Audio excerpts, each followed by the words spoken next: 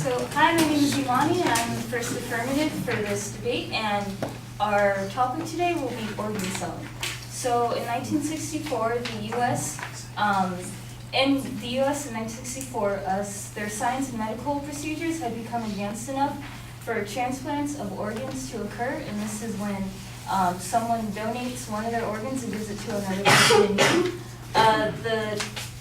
And so when this happened, people saw that there was a very big need for organs because of these people that were dying because they needed either a liver or a kidney or anything like that. So the trade of organ selling began. Organ selling is when a person voluntarily gives their kidney for money or some type of compensation. And because of this, the government put a regulation on it in 1984. And this is why the illegal black market of organ trade began.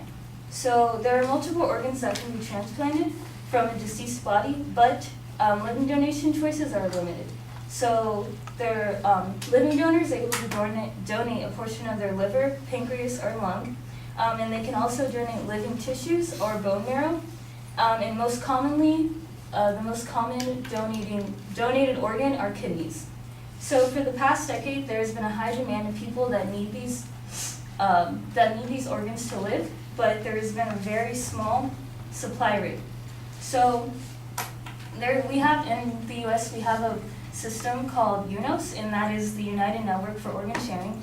And this is a waiting list for patients that will be doctors and surgeons put their patients on this list, and it is a waiting list, a national waiting list, and when you're put on it, you're basically waiting for the organ that you need to live.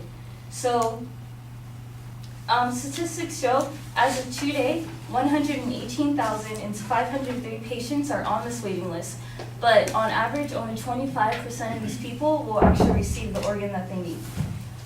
So the solution to this is organ selling. This would be a regulated and legal system that allows people to choose to donate their organs with compensation from the state or federal government, or in some cases, compensation from the patient that they're receiving this organ from. Some may say that this defies the whole meaning of organ selling, of organ donation, and the reason to donate anything. But we're here to prove that the government, our position is that the government should implement a set of laws that legalizes organ selling. So our first claim is that organ trade will help save lives. Second is that legalization will ultimately eliminate the black market of organ trade. And third is legalizing the organ trade will be financially beneficial to both the donor and the patient. So the organ trade will help save lives. There's a large gap between the supply and demand of organ donations. So according to the U.S. Department of Health and Human Services, again, there are 118,503 people on this waiting list. And also, every 10 minutes, someone is added to this list. So Organ.gov reported that 95% of men and women say that they're willing to donate, but only 48% are actually signed up to be donors. So because of this small percentage, there's a lot of people that are not receiving these donations, and because of the weight that they have on this national transplant waiting list, people are dying in the process of trying to get their kidneys or livers or hearts, anything like that. And there's also a lot of medical factors that go into matching a donor and a patient, and this is testing blood type, determining height, weight, sometimes testing HLA antigens, and also tissue typing. So if any of these components are incompatible between the candidate and donor, they are automatically taken off the list and cannot donate anything. So because the list, there's a small amount of people that are willing to donate, the list becomes even smaller if they are not matched with anyone. Also, 3 in 1,000 people die. Only 3 in 1,000 people die in a way that they are able to donate an organ. That's why living donations are very important, because there's only, again, 3 in 1,000 people that are able to. So if we were to give people that donate a compensation, then they would be willing to go out and they'd be more motivated to be a part of this list and actually donate their organs. So an example of the system that has actually worked is in Iran. And in Iran, they have a government organized system that regulates and funds the transplantation process and compensates people for their donations. So after they implemented these laws, Iran's kidney transplant rate had actually doubled since the compensation began. If the U.S. were to make this legal, this 118,500 people that are waiting could be significantly lower than this. And also, kidney transplants are the top waiting is kidney transplants. There are actually 93,000 people in the U.S. waiting for a kidney. If we were to put compensation on these donations, we could lower that to maybe even 38,000 because of this.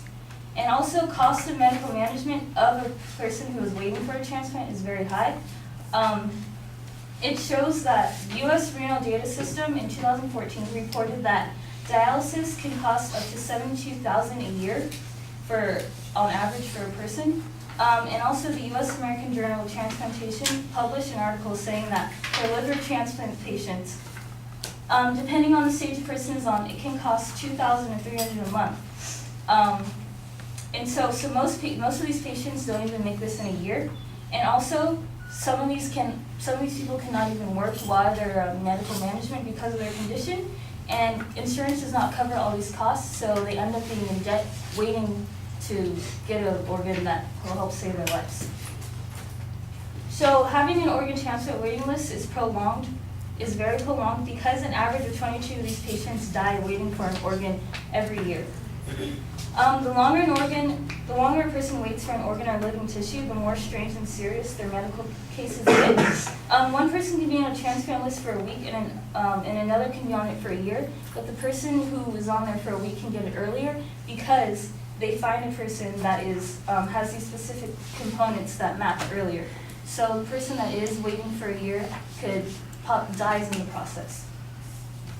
And so legalization will ultimately eliminate black market of organ trade. This is proven because the U.S. National Institute of Health reported that 20% of kidney transactions already happen in the black market. And the black market is characterized as violent, exploitive, and filled with coercion, and made up of sloppy surgeries. So if it were kind of legal, people would regulate it, and procedures would be done in a safe and right way.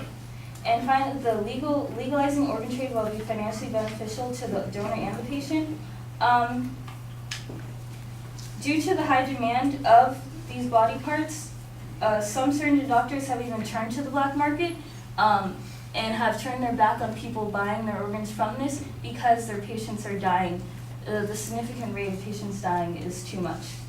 And so the reason that people would be able to do this is because compensation for donors reduces time and risk, and this is why it should be made legal.